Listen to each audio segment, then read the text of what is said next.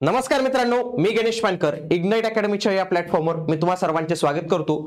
महाट्रान्सकोने lower divisional clerk याची परीक्षा घेतली, पण परीक्षेनंतर पुढची काही प्रोसेस असते हे त्यांना मात्र विसर पडलेला दिसतो। निकाल जो आहे तर तो डिलेस होतोय। रिझल्ट संदर्भात आता एक नवीन तारीख जी आहे तर ती आपल्या समोर आलेली। आता याची एक्सपेक्टेड डेट आपण पाहणार आहोत, पण याच एक्सपेक्ट डेटला लागेल असंही नाही, पण तरी पण आपण एक अंदाज बांधण्याचा जो आहे तर तो प्रयत्न करूया मित्रांनो। आणि मेन जो मुद्दा आहे ना तो सगळ्यांचा हाच आहे की आचारसंहिता चालू आहे, तर त्याच्यामुळे विद्यार्थी पण म्हणतात की सर आचारसंहितेत निकाल लागत नाही। निवडणुका आचारसंहितेमध्ये स्पर्धा परीक्षांचे निकाल लावता येतं का, या प्रश्नांचे उत्तर बघण्याआधी आता आचारसंहिता चालू असताना काय काय योजना गव्हर्नमेंटने केलेल्या आहेत किंवा काय काय कार्यक्रम केलेले आहेत। पहिले बघा, एमपीएससी कडून महिला आणि बाल विकास अधिकारी सीडीपीओ यांची 258 पदांची जाहिरात आली। बघा 3 दिवसापूर्वी व्हिडिओ घेतलेला आहे। महिला बाल विकास विभागामार्फत आणखी एक पदाची जाहिरात आली, संरक्षण अधिकारी। ही सगळ्यांसाठी अवेलेबल आहे, 17 जागा आहेत त्याच्या। ही पण किती 4 दिवसांपूर्वी घेतलेली। निकाल लागू शकतो का, याच्या पहिले जाहिरात येऊ शकता का, तर जाहिरात येऊ शकते। 2 जाहिराती इथं आलेल्या आहेत।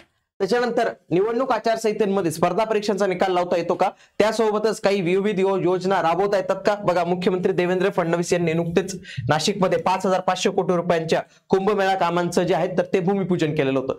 म्हणजेच काय की एकीकडे जाहिराती येऊ शकते, एकीकडे सरकारचे कार्यक्रमही चालू शकतात, पण निकाल हा लागू शकत नाही। तर हा वेगळा न्याय जो आहे तर तो आपल्याला इथं बघायला मिळतो मित्रांनो।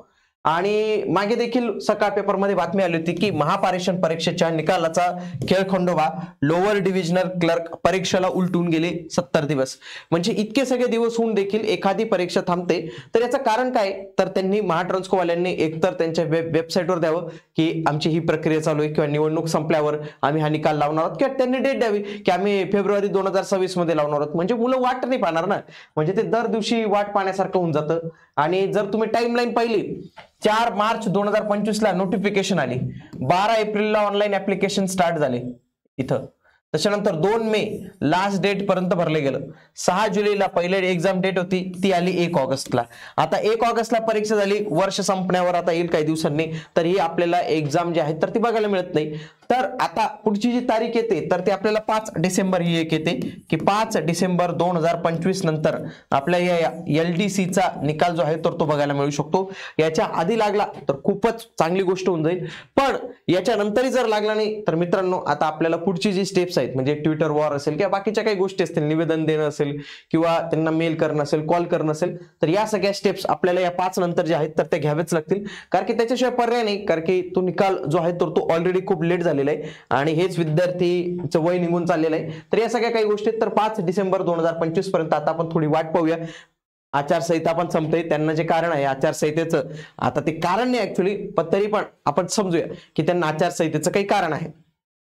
त्या सगळ्या गोष्टी अवॉइड करून 5 डिसेंबर 2025 पर्यंत आपण थांबूया। त्याच्यानंतर ती एक्झाम डेट संदर्भात आपण जे आहेत तर ते निर्णय घेणारच आहोत मित्रांनो। चला तर मग याच्याविषयी काही अपडेट आली तुम्हाला आपल्या याच चॅनलवर मिळणार आहे। भेटूया पुढील व्हिडिओमध्ये, तोपर्यंत जय हिंद, जय महाराष्ट्र, धन्यवाद।